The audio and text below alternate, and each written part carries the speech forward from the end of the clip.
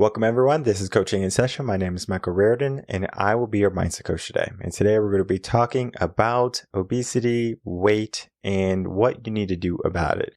Because if you are like me, you probably know a little bit about the body, how it works, weight gain, macros and micros, and how much calories you need per day, MyFitnessPal app. You might know all of those things, right? But what if I told you that there's research that not many people are going to be keen on? We can begin to learn a little bit more about what is a possible situation. Because if you think about it, we know just the surface level stuff of fitness and of eating healthy, but yet we live in a world where, 70% of people are overweight? This right here, or maybe 70% in America at least. This right here is a sign that something is going on. Now, I understand it doesn't help having a fast food spot on every corner. Just because it's on every corner doesn't necessarily mean we have to pull in at every corner to go pick up a hamburger or some french fries. What's going on in our mind and what's going on in our history that is giving us this extra weight or these extra pounds? Because I'm sure you might be tired of looking in the mirror and saying, poor me, boo-hoo, I gotta lose weight. I gotta lose 50 pounds, or I gotta fit in this dress, or I gotta get my six-pack abs back, right? I mean, we can all do this every single day, but we don't take action, right? So if we're not taking action, if we are gaining the weight, typically unknowingly, we just do it unconsciously. So that means something is going on in our body, in our mind, and in our life that we have to begin to give some attention to. And today we're going to be doing just that with my guest, Jason Stanley. Welcome, Jason Stanley, to Coaching in Session. How are you doing today? I'm doing great. Just a great day here. Today we're going to be talking about your work. You specialize in helping people heal the root cause of weight gain. In just a moment, we're going to be getting into that. Weight gain has been a huge issue, especially here in America. I know you're not currently on U.S. soil, but you probably are well aware of the epidemic of obesity here. We have a fast food chain on every corner. Many people don't want to exercise or just be fit in general. They have poor habits, to say the least. We're going to be talking about your work in all of the, studies and findings that you have found to help heal the root cause of weight gain. So with that being said, take it over. All righty. Well, first of all, Michael, thank you so much for having me on your podcast. I greatly appreciate the opportunity to be here and tell your listeners a little bit about my research. Let me start off with a fundamental thing, and that is we must individually have a paradigm shift on weight gain and weight loss. And I'll start with that on the paradigm shift is it is not your fault when I'm speaking to the overweight person when I say that. Now, my research has been primarily in the obese. So that's somebody who is at least 30% above their normal weight and suffers with it usually long term. So I'm not very good at telling you how to lose weight, the 10, 20 pounds to get into that dress so you look great for the wedding, into your slim jeans for the summer. Now, it's not your fault. And why can I say that? Well, we've spent billions of dollars and literally millions of people have lost weight. Problem is that they always regain it. 97% of the people who lose weight gain it back within 18 months and more. And now that's worse than cocaine addiction. And so we dig into this and look at the why. And I'm not going to go into the science of it, but I do have to say that we have three areas in our brain. One of them is the thinking brain, one is the emotional brain, and one is the reptilian brain that's way, way down at the base.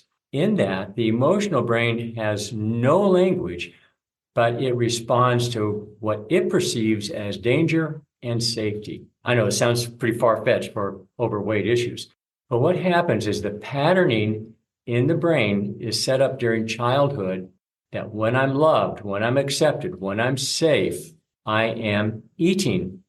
It doesn't matter what the food is, just the act of eating, my family accepts me. Now, it can be all the way up to joy and love, but the acceptance is the bottom line. And that gets patterned. And then as an adult, any stress. It can be internal stress, like, oh my God, I've gained 3 pounds, or it can be external stress, my boss is giving me a hard time. And that stress is perceived by that emotional brain as danger. So you have to go to where it's safe. Now remember, this doesn't have any language. It's only perceived as danger. And so the response, because of the patterning in childhood, is I must eat to meet that need. And it's not a desire, it's not a want, it's a need. I must go there to relieve this danger as perceived in my brain. A way to kind of look at that so it makes sense is think of PTSD. Now, that's an adult issue, and it's out of trauma. And I'm not saying that the child was traumatized, although that's frequent, but it's absolutely not necessary. But a PTSD person who's suffering from that can have it for 50 years. We look at the Vietnam veterans who are still living in a cardboard box. So when they get triggered, they do something stupid, like climb to the top of the house up there with their guns because they're afraid that the enemy's coming, and they'll be on their way up the roof and they'll say, this is stupid, this is stupid, this is stupid. But they cannot overcome the compulsion to run to safety. And that's literally what's going on in the brain. And now let's really dig into it for a second, because you focus so much on mindset, which is great. I love that book, Mindset. I love the idea that you have the mindset of growth or limit. It's huge. So what you're talking about generally is amazing, but this is a different part of the brain, and it's not about the mind. It's not about what you're thinking. It's not about that.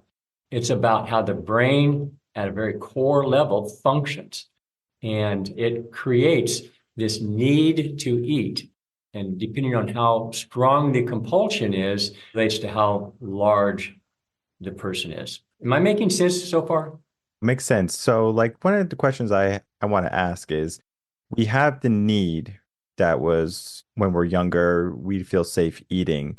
But is there going to be, I guess you can say, any weight in the matter, no pun intended, about body types? Like, I don't know all the body types. Like, that's not my expertise. I'm like a mesomorph, and like anamorph or exomorph or something along those lines. Does that play a role in if someone's going to be obese? No, not at all. None whatsoever. Going along with that, we could say, well, what about metabolism? Looking at body type and metabolism, they're different things, of course, but they're kind of similar. And there's a big argument in the weight loss world, in the industry, that says, well, it's a calorie is a calorie is a calorie, or no, it's calorie versus outtake is nonsense. But here's the bottom line. Regardless of your metabolism and or your body type, you have to overeat for your body in the state it is in right now to gain weight or to continually gain weight. Now, yeah, sure, if you're one of those tall, lanky people with a really high fidgety kind of activity, you burn off a lot more calories, but you can still become obese. You can simply overeat for your body in the condition that it's in. And that condition includes your hormones and all those other things.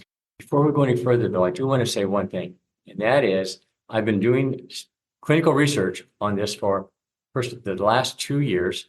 I began in this back in 1980, and I've run multiple clinical trials that have failed. But the one I'm working on right now, we have found a way to repattern that deep brain, and we have the cure. But I'm glad to answer any of the other questions that you have. I just want to get that out there before I forgot to say it. No, this is all good. Like, it's a conversation, because when we're trying to figure out, like, what is the root cause to weight gain, and we realize it's our innate nature to just overeat, where does that habit come from? Does it come from being allowed to just eat until there's no more food in the fridge or in the pantry? Or is it a way like people have learned, or is it a way that people now use as a coping mechanism? Those are really good questions, in that it's kind of where most people who are not deeply educated in this would say, yeah, that makes sense.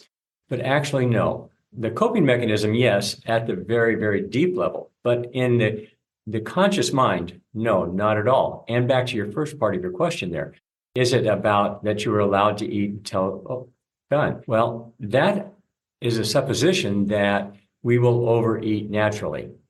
We won't. Actually, you have mechanisms in your body, what I call a natural eater, the average person who's not overweight. We will do things where they'll eat socially and they'll overeat. Eat popcorn in the movies. That's a social thing. Overeat on Thanksgiving or Christmas dinner. That's, again, a social thing. But what they do is they listen to their body. Now, it's not like they're consciously thinking, oh, I'm listening to my body. No, they just go along with it. And it's like when you're tired, you just kind of fall asleep.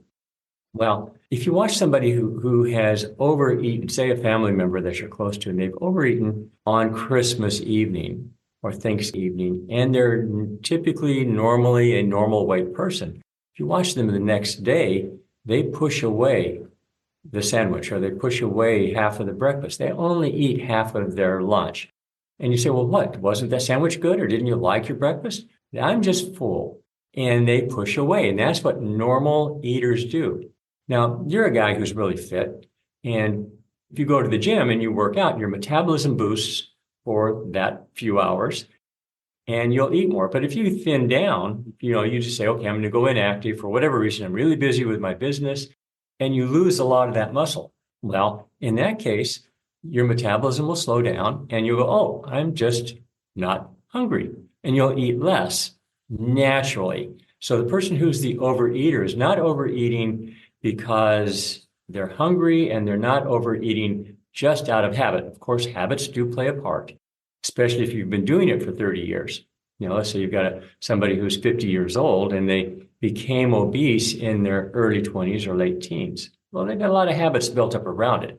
So it's not just a simple single thing. But yeah, it's back to that motivation that was created, not because they were allowed to clean the pantry, but because when they ate, they were accepted. Let me give you an example. In America, we have a large Hispanic population. One of the people, one of my clients, was a middle-aged Mexican woman, and she talked about her childhood.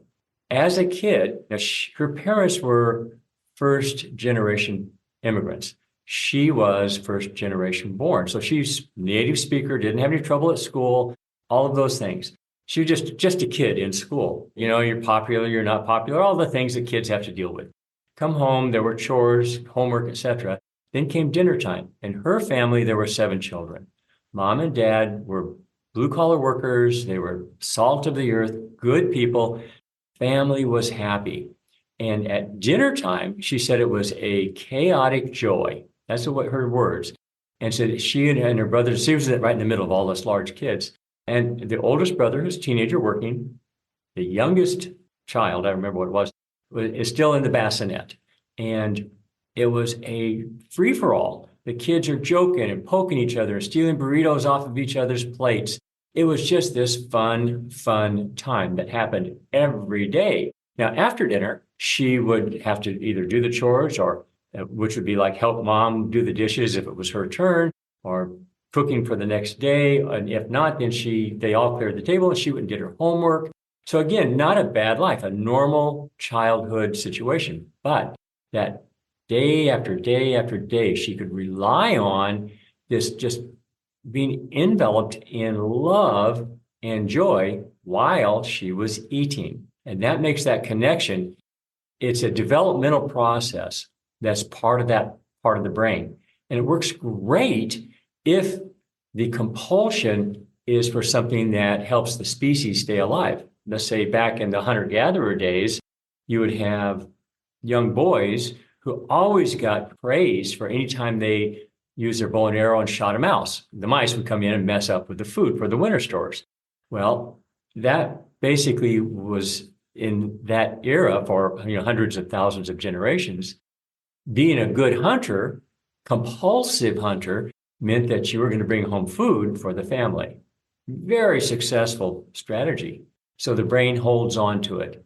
But today, we don't have to go hunt for food. We, on the other hand, build whatever the compulsions are. And you can look at this in another way, back to kind of the mindset thing, is we know that owners of businesses, medium businesses, guys and gals in the C-suites, the CEO, et cetera, the high-end managers, they are disproportionately the firstborn. Whereas artists, people who are actors and writers and painters, the arts are disproportionately represented by the youngest. And we look at what happens with the oldest. We say, oh, as a child growing up, you're helping mom manage the kids, get them all together to go to church. And the youngest is getting their diaper changed. They don't have that responsibility. So the oldest winds up being the driven to be responsible. The youngest is driven to be expressive. So we can kind of look at birth order, something that we all see around us, to see how this mechanism works.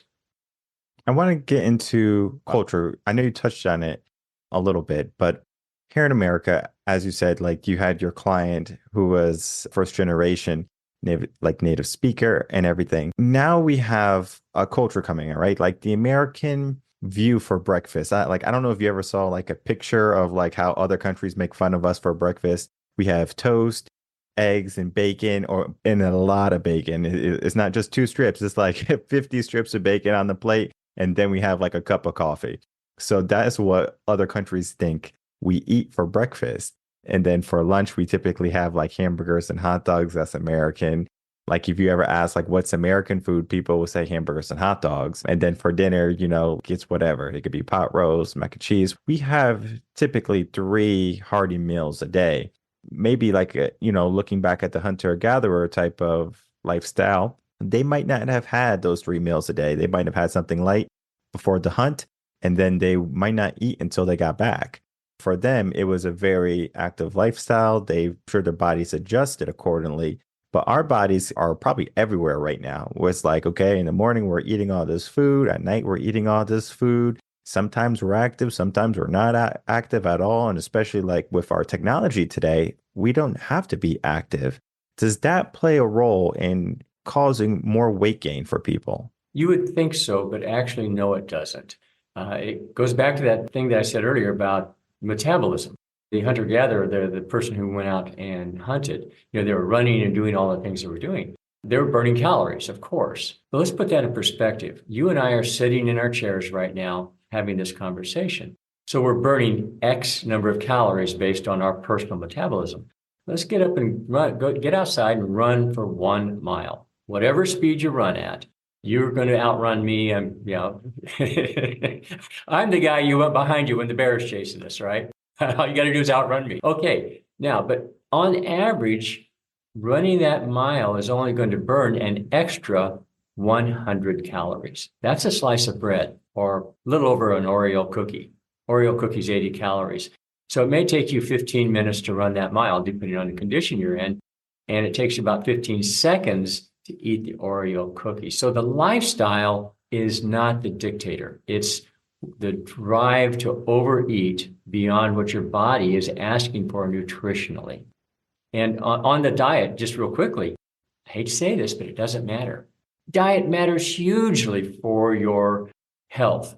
It's like exercise and sleep. They matter hugely for your health. But you can do this yourself, and I'm sure your listeners can have noticed this.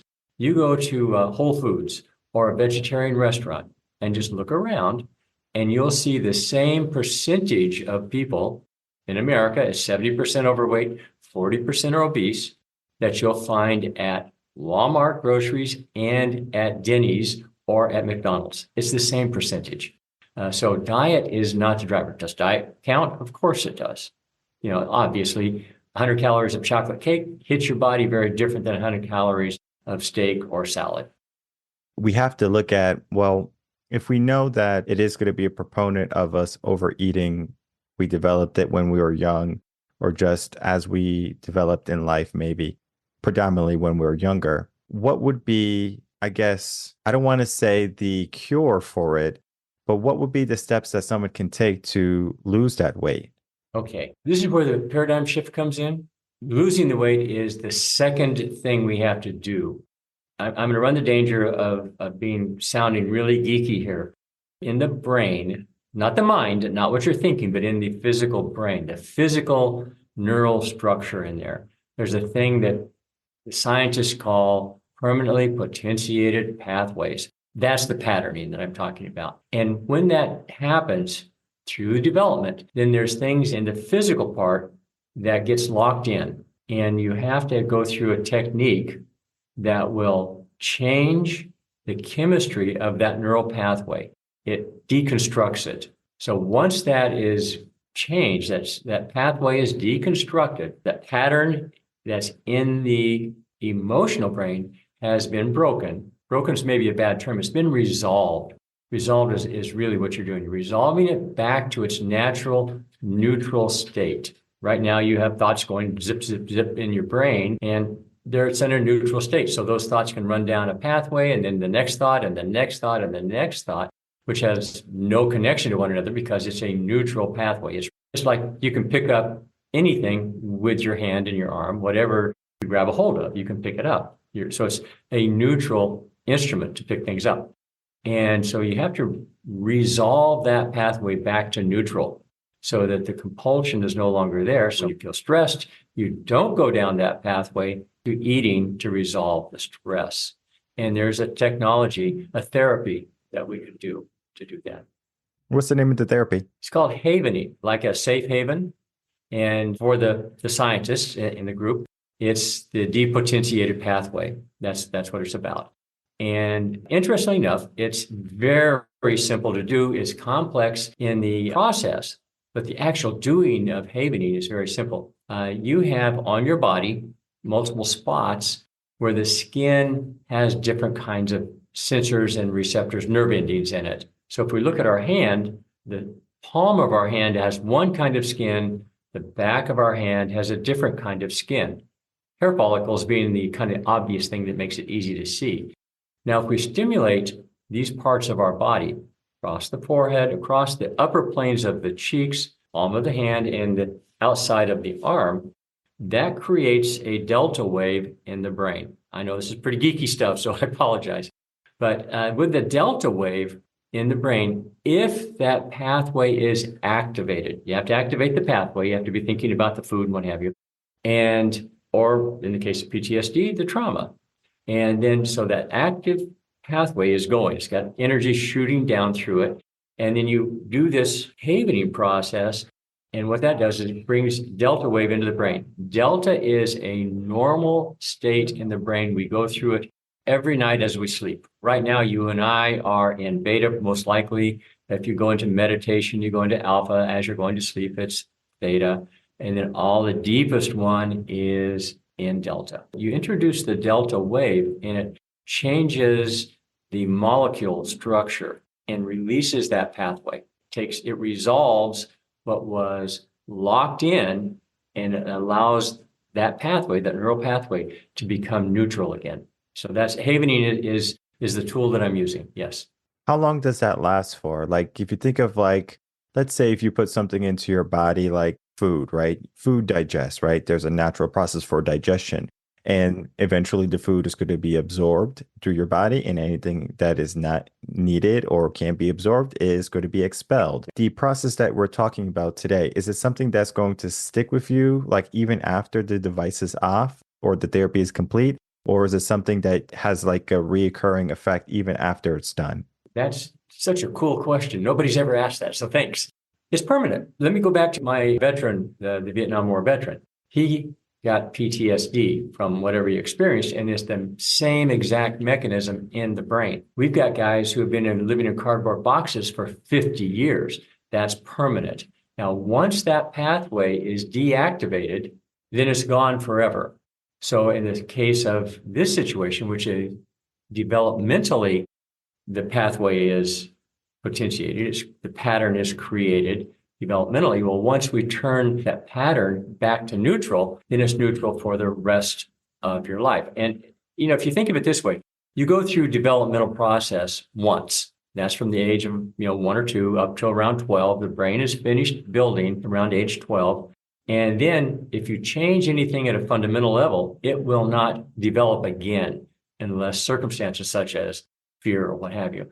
And that's where you get into PTSD. You're never going to redevelop this connection between stress and eating. That cannot be redeveloped.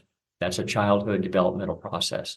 Last question. Think of it like it won't happen again, or like once it's done, like it's blocked off. Think of it as more of, I know this is not necessarily the best example, but it's the example I'm going to use. If someone's an alcoholic and they, close off that path, they do have, I guess, a choice. I think it's more of a choice at this point to create a new path for themselves, that it wasn't the old path of being alcoholic, but it's a new path of going back to that alcoholism. Is that something that happens or could happen, or is it like one and done?